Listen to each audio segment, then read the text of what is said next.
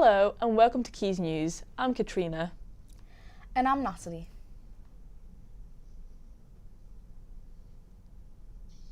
Now, if you're a TikTok user, you've probably seen the huge number of influencers and creators talking about fairly extremely diets.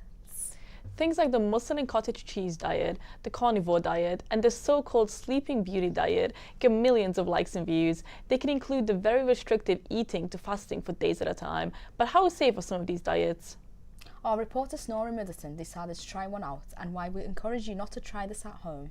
Here is what happened. 3-day water fast. A 3-day water fast, yeah. A 3-day water Fasting challenges are everywhere on TikTok, with people going up to 72 hours without food. They promise quick results and a healthier body, but does it work and is it safe? I decided to try a 60-hour water fast myself to find out what the trend is doing to our health. It's now 12 p.m. I've not eaten for 14 hours since 10 p.m. last night. I feel mostly normal, maybe a bit hungry, basically just skipped breakfast, so I still feel quite good, and I will check in later to see if things change. It's 6 p.m. now, so it's been around 20 hours since I last ate something. Only been drinking water the whole day, and I think my energy levels have dropped a bit, but that's normal as it approaches evening anyway. So what are the supposed benefits to this challenge? The first is that it may promote what's called autophagy, which is where old cells are broken down and recycled in your body. Research also shows that longer medically supervised fasts may help those with high blood pressure to lower their blood pressure. Water fasting may also influence insulin and leptin sensitivity, which are important hormones involved in your body's metabolism. Basically, insulin helps your body store nutrients from the bloodstream, and leptin makes you feel full. Good morning, it's day 2 now. Feeling more tired than anything. It's 9 a.m. Ready for a full day of school. So we'll see in a few hours when I'm no longer tired and more hungry again. Are there any negatives that come with fasting? Now, if you like to fast, if you like it for mental toughness, if you just enjoy it, if you find it's a way that can improve your adherence to diet, hey, completely reasonable way to do things. It's totally fine, but there is nothing magical about fasting. 5:30 p.m. On Friday now. Honestly, so tired. All I want to do is go to bed. And extremely hungry as well. So I don't know how much longer I can do this for, actually. Just no energy. Been at school for 7 hours today. Absolutely knackered. Looking forward for this challenge to end, to be honest. That's about it. Officially 48 hours now, and I'm gonna be breaking the fast tomorrow morning, so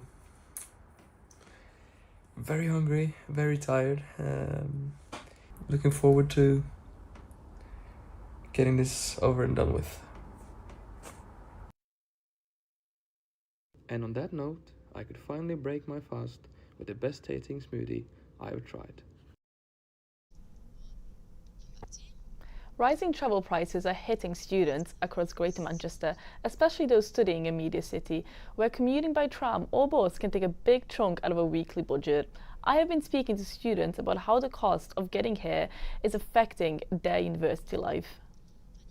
You join me live in Media City, where cafes, shops and students' favourite line are waterfronts. But behind the bright lights and big brands, students have started to complain about the costs of living and the rising living, and just complaining and saying it's starting to rise. So, from food brands and prices to travel costs, how affordable is a life in one of the most favourite modern neighbourhoods? I usually choose my transport based off of convenience and cost. So I drive mostly everywhere. However, I do like getting the bus for the cost sometimes because driving can be expensive. Kind of, well, things that weren't as expensive and weren't a big factor in a budget beforehand. Becomes so expensive, like food, travel and fuel. Like when I was driving, fuel had doubled in price. I do really enjoy studying here. In fact, I love it, but I can't afford to be here every day. The government has announced rail fares in England to be frozen until next year, until March 2027. The Transport Secretary said it was part of wider plans to rebuild Great British Railways. Rail fares are frozen for the first time in 30 years, benefiting millions of commuters across the country, easing the cost of living and helping economic growth. The freeze will apply to all regulated fares, including seasons, peak returns and off-peak returns between major cities, benefiting more than 1 billion passengers. With transport costs making up 14% of household spending, the cost-cutting move will provide real savings. The Railway Bill will create Great British Railways, a new publicly owned company that will run and manage train routes every day. The Home Secretary has announced plans which will make refugee status temporary, with protection reviewed every 13 months. Due to the proposed plans, permanent settlement would only be available after about 20 years. Our reporter Maram has more. Home Secretary Shabana Mahmood states that the government intends to introduce a radical shift in asylum policies. She explains that the system which grants refugees a permanent status will be replaced by a model that treats refugee safety as temporary rather than permanent.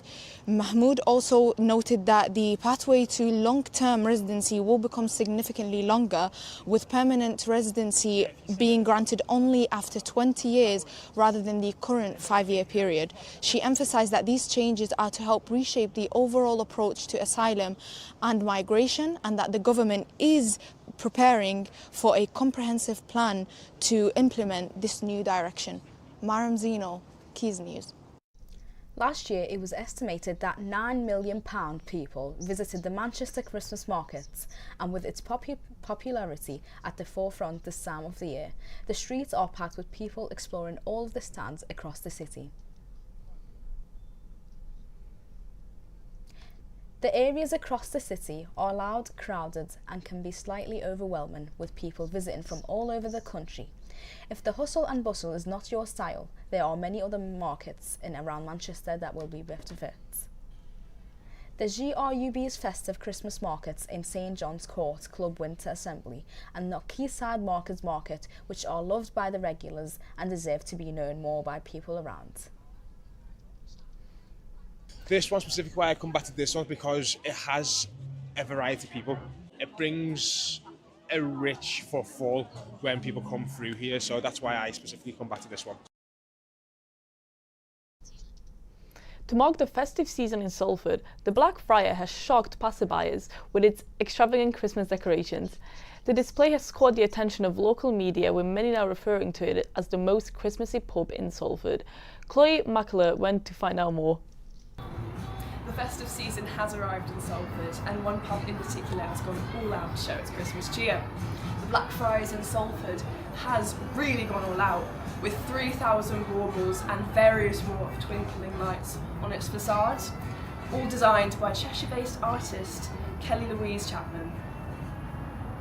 The pub is located on Blackfriars Road and is quite a spectacle to drivers daily and nightly. The inside also holds lots of festivity, including a Santa's workshop and various other festive treats. Every winter, Liverpool's waterfront comes alive with light, colours and sound for the River of Light Festival. This year's event features artists from all over the world, and it stretches 2 kilometres across the Mersey. Thousands of visitors have come to see the glowing displays, from families and couples to tourists, all soaking up the city's creative spirits. Organisers say the festival celebrates community, art and hope, lighting up not just the waterfront but the heart of those who visit. Events like this do impact the local community to give people more of a reason to come out and spend time families together, having a nice walk along the docks, and also enjoying some food from the local vendors.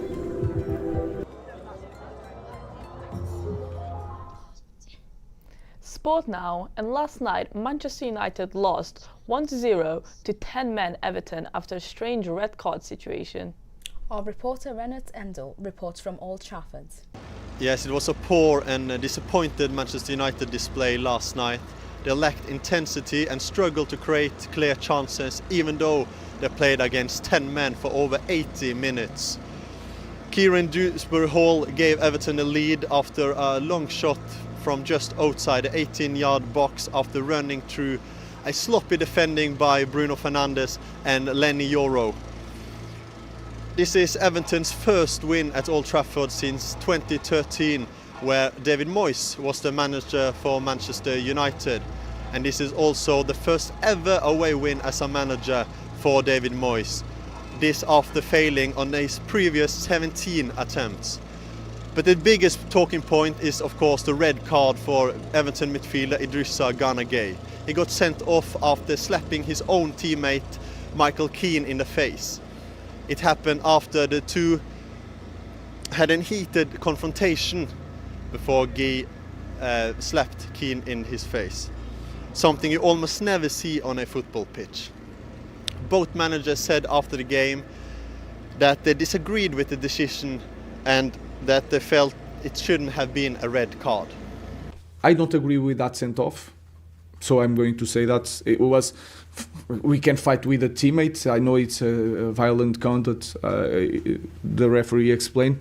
I don't agree with that. I hope my players, when they lose the ball, they fight each other.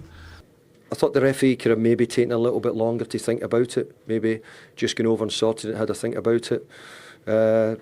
I'm sort of getting told the rules of the game means if you slap even your own player or you lift an arm in some way, then you could be in trouble. But you know, there's another side of it. I quite like my players fighting each other. Gueye later released a statement on his Instagram apologising to Michael Keane, the players, the staff, the club and the Everton supporters. He said he takes full responsibility and promise it will never happen again. Now let's take a look at the weather for the week ahead. Laura, how is it going? Thanks guys, let's take a look.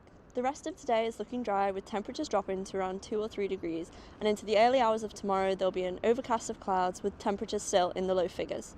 As we move into tomorrow night, a band of rain will make its way across the northwest.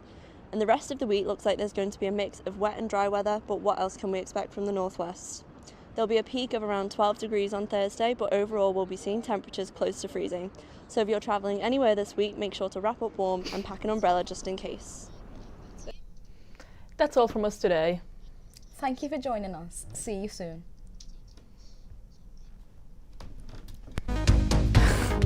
We've just